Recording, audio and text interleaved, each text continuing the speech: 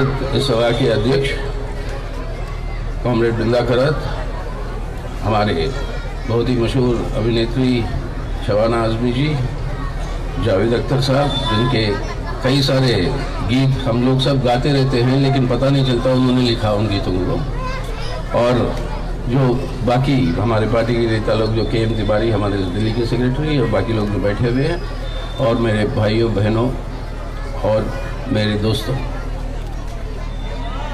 आज 31 साल है सफदर की शहादत का।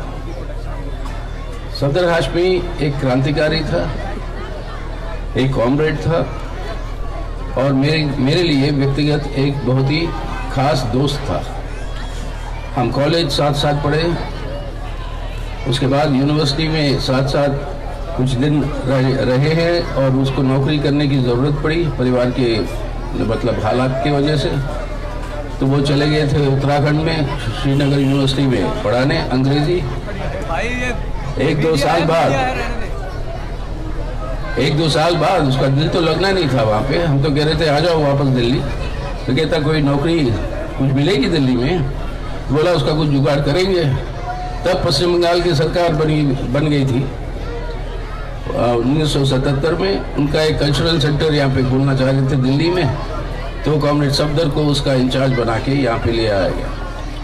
तब से लेकर जब तक उनके ऊपर ये कातिलाना हमला नहीं हुआ, तब तक सक्रियता के साथ मजदूर वर्ग और वर्गीय चेतना को और लोगों के बीच में पहुंचाने के लिए बहुत ही बड़ा योगदान किया सफदर ने। दिन रात हम लोग साथ ही रहते थे, कई मतलब हफ्ते महीने हमारा स्टूडेंट फेडरेशन SFI का दफ्तर में नीचे वो रहते थे, साथ ही हम लोग रहते थे। हमारा जर्नल साथ मिलाकर निकालते थे, छात्र संग्राम, स्टूडेंट स्ट्रगल को। और एक ही बात होती थी पूरे जब हम चर्चाएं करते थे कि देश की हालत को देखते हुए ये कहा कि ये शोषण की व्यवस्था को जब तक हम नहीं मिटाएंगे हिंदुस्तान से, इस हिंदुस्तान और इस धर्मनिरपेक्ष जनतंत्र का गणराज को बचाना ही मुश्किल हो जाएगा जब तक हम हमारे हिंदुस्तान को बदलेंगे नहीं इस शोषण को खत्म करने के रास्ते पर। और ये चर्चाएं जो होती थी उसी के आधार पर उसके बहुत सारे नाटक लिखे गए, और यही था कि संस्कृति का मतलब क्या है। संस्कृति का मतलब ये नहीं कि कुछ अमीर और पैसे वालों के लिए आप जो है नाटक और खेल दिखाए। संस्कृति का मतलब होता है कि वो ले जाए आम लोगों के बीच में, और उसके आधार पर जो चेतना है लोगों की, उनको एक क्रांतिकारी चेतना के रूप में बदलने की कोशिश और प्रयास। और वहीं से पैदा हुआ जननाट्य मंच, और उसी के सभी ये नाटकों में से बैठ के उसका स्क्रिप्ट लिखा जाता था, चर्चाएं होती थी। पहले उनके नाटकों में से एक मशीन जो बात थी, एक मशीन को दिखाना था, लेकिन लोगों के साथ मशीन को कैसे दिखाया जाए, और उसके बारे में मैं उसको पूछ रहा था सर, तो हमने कहा कि भाई चार्ली चैपलिन का एक फिल्म था मॉडर्न टाइम्स, वहाँ पे एक मशीन की जिक्र होती है, वो जरा देख ले पहले, तो तब कुछ पता चलेगा, आइडिया आएगा। अब वो दिनों थे जब ना वेब थी, ना मीडिया था, ना यूट्यूब था। अब किसी न किसी तरीके से जाकर उसका प्रिंट पकड़ के लिया है सफदर, और वो देख कर वो आवाज़ें जो निकालते हैं मशीन में, वो जो है उस समय उसके आधार पर किए गए। लेकिन आज की हालत जो वो कह रहे थे, अगर अपने देश को हम बदलेंगे नहीं बिना शोषण की व्यवस्था एक समाजवादी दिशा में, तो यही हमारे देश का गणराज को बचाना ही मुश्किल होगा। आज वो तथ्य के रूप में निकल आ रहा। 2 जननाट्य मंच के नाटक थे हमें याद है, एक हत्यारे और दूसरा अपहरण भाईचारे का।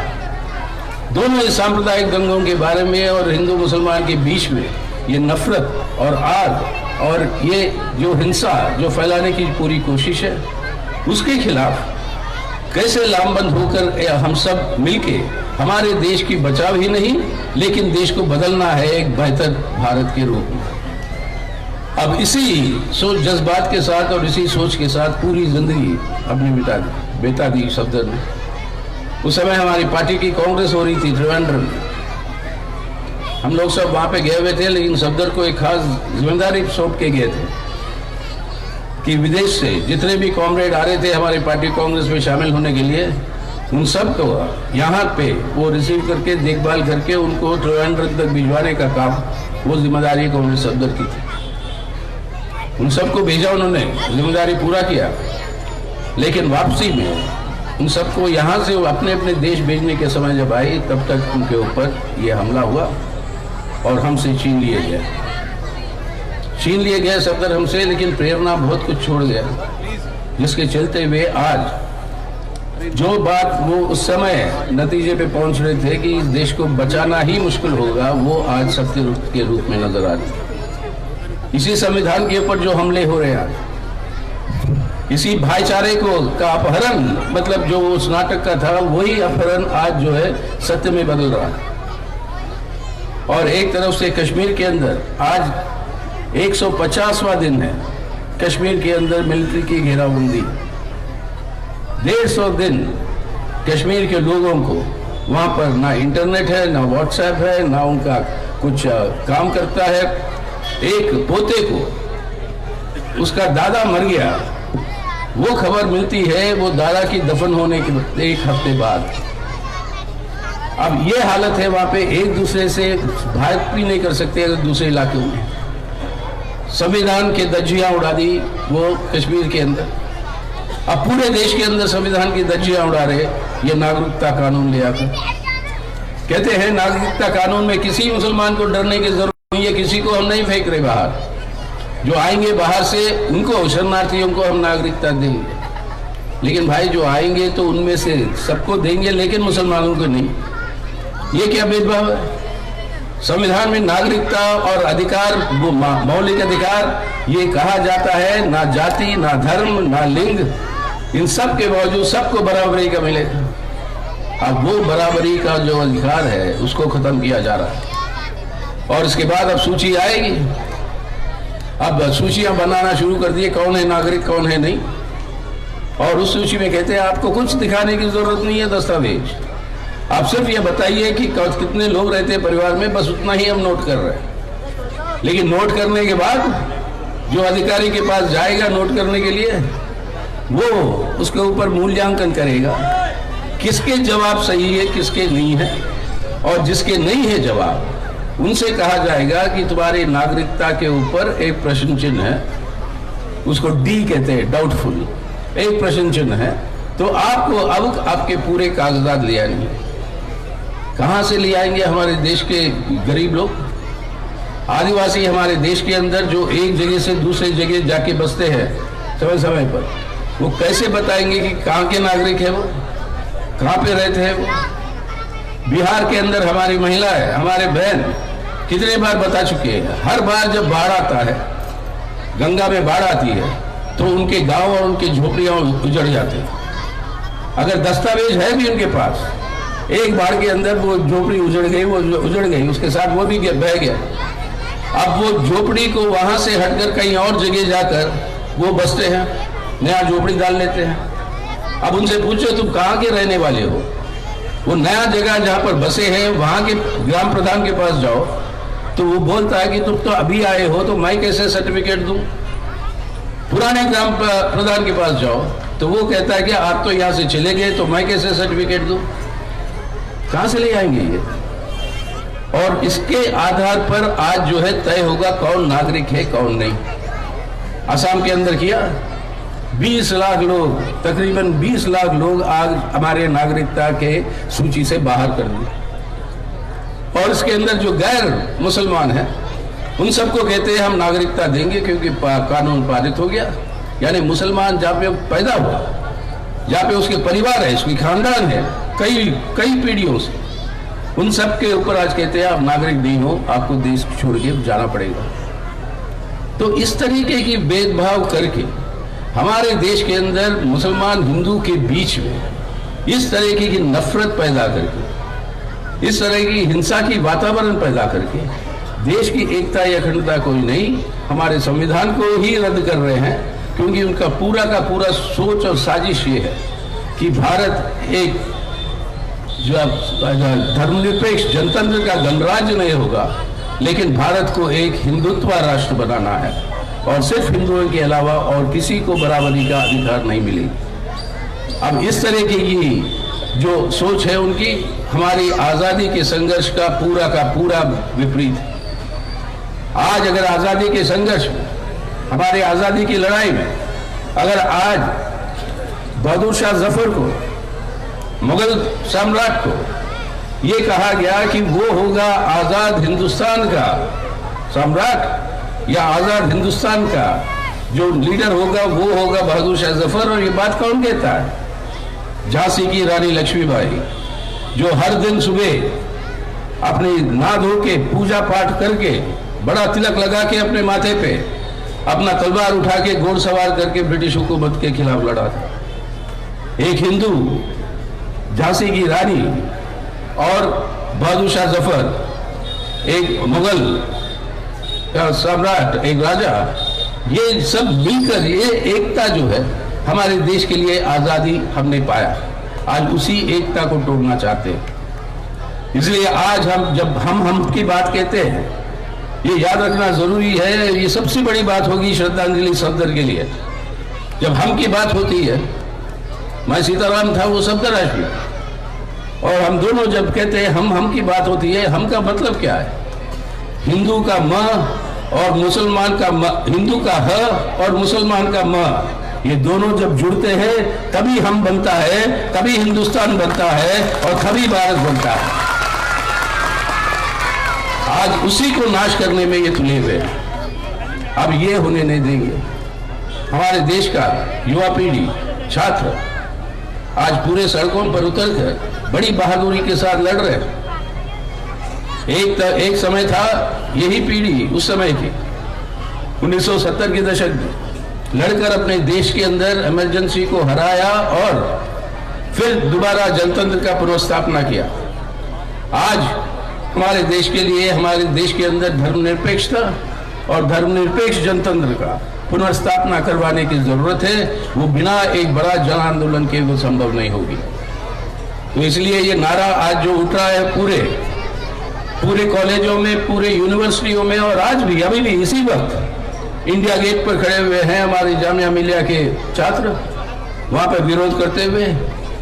और इसी वक्त मुझे अभी खबर मिली है, अलीगढ़ मुस्लिम यूनिवर्सिटी के वाइस चांसलर को वहां पे झुकना पड़ा और माफी मांगनी पड़ी कि उन्होंने पुलिस को बुलाया कैंपस के अंदर। तो आज इस लड़ाइयों का असर जो है पड़ेगा और पड़वाना है हम सबको। इसलिए हम ये नारा उभर कर आया आज इन आंदोलन में। मैं बोलूंगा और मेरे साथ साथ आप भी बोलिएगा इसको। मोदी शाह सावधान, हम बचाएंगे संविधान। मोदी शाह सावधान, मोदी शाह सावधान, मोदी शाह सावधान। तो आज सफदर की याद में अगर वो होता हमारे साथ तो बहुत बड़ी योगदान, मतलब वो बहुत बड़ी कंट्रीब्यूशन होती उसकी, और बहुत प्रेरणा देता हम सबको। जो सड़कों पे लड़ने वाले हैं उन लोगों को प्रेरणा देना कलाकारी कर सकता है, और इस तरीके की प्रेरणा सफदर जरूर देता रहा है और आज भी देता है। वो हमारे बीच में नहीं है लेकिन तब भी देता है। अगर बीच में होता तो ये कमी नहीं होती कि वो नहीं है हमारे बीच में। अगर आज सफदर को श्रद्धांजलि सही ढंग से हमें देना है, उसका मतलब ये है हिंदुस्तान को हम बचाएंगे आज, ताकि एक बेहतर भारत का निर्माण करें कल को। तो आज भारत बचाना है, कल को एक बेहतर भारत का निर्माण करना है, और तभी मतलब होता है सफदर हाशमी अमर रहे। तभी उसका मतलब होता है कि हम लाल सलाम और अपनी श्रद्धांजलि दे रहे हैं। तो आज इसी संकल्प से, पुनर्संकल्प से, आज सफदर की श्रद्धांजलि याद में हम ये संकल्प, पुनर्संकल्प लेते हैं कि हम लड़ेंगे, हम बचाएंगे भारत को, हम बदलेंगे भारत को एक बेहतर भारत में। और ये नारा जो इंकलाब जिंदाबाद के साथ जुड़ जाता है, ये नारा जो है, ये इंकलाब जिंदाबाद लाल झंडे वाले तो जरूर लगाते हैं, लेकिन इसको देश के राष्ट्रीय आंदोलन में, हमारे देश की स्वतंत्रता आंदोलन में ब्रिटिश हुकूमत के खिलाफ जब भगत सिंह को जेल ले जाते थे दिल्ली के अंदर बॉम्ब फेंकने के बाद, दिल्ली बॉम्ब में भगत सिंह और बीके दत्त, बटुकेश्वर दत्ता, उन दोनों को जो जेल ले जाए थे, हर दिन मजिस्ट्रेट के सामने जेल के अंदर, वो कोर्ट के अंदर आते थे इंकलाब जिंदाबाद नारा लगाते हुए। और ये इंकलाब जिंदाबाद नारा इसको बनाया था मौलाना हसरत मोहानी। और मौलाना हसरत मोहानी एक कम्युनिस्ट थे, मौलाना थे, एक कम्युनिस्ट थे। पहला बार देश की आजादी के आंदोलन में पहली बार अगर किसी ने संपूर्ण स्वराज की मांग की तो अहमदाबाद के अंदर जो एआईसीसी का सेशन हो रहा था 1921 में, उस सेशन के अंदर उन्होंने एक प्रस्ताव पेश किया। महात्मा गांधी उसको स्वीकार नहीं किया, उन्होंने किया 1929 में। और ये मौलाना का लिखा तो भगत सिंह से मजिस्ट्रेट पूछता कि भाई बताओ ये क्या मतलब है इंकलाब जिंदाबाद। तब भगत सिंह कहता है इंकलाब जिंदाबाद का मतलब सिर्फ राजनीतिक आजादी नहीं है भारत का। इंकलाब जिंदाबाद का मतलब हर इंसान भारत के अंदर जो रहता है, ये राजनीतिक आजादी उसके आर्थिक आजादी में बदलनी चाहिए। और वो आर्थिक आजादी तभी बढ़ेगी जब वर्ग संघर्ष तेज होगा और वर्ग संघर्ष को का बल जो है और ताकत उसको मिलेगा जिसके आधार पर ये बदलाव कर सके। तो आज इसी वर्ग संघर्ष को तेज करने के लिए जो सफदर का योगदान रहा, उसकी याद में आज हमारे सामने, हमारी पीढ़ी के सामने ये कर्तव्य है, अपने भारत को बचाना है, भारत को बदलना है। ये बच्चे हैं हमारे, ये बच्चे हैं भविष्य हमारे देश के। और कैसा होगा भविष्य में अपना देश, वो तय करेगी ये पीढ़ी। और हम लोग सब मिलकर आज हमारे देश का को, सफदर को हमारी श्रद्धांजलि अर्पित करते हैं, भारत को बचाने के लिए, भारत को बदलने के लिए, एक बेहतर भारत। इसलिए सफदर हाशमी अमर रहे जब नारा लगाते उसका मतलब यही है। तो साथ में लगाइएगा, सफदर हाशमी अमर रहे, इंकलाब जिंदाबाद, इंकलाब जिंदाबाद।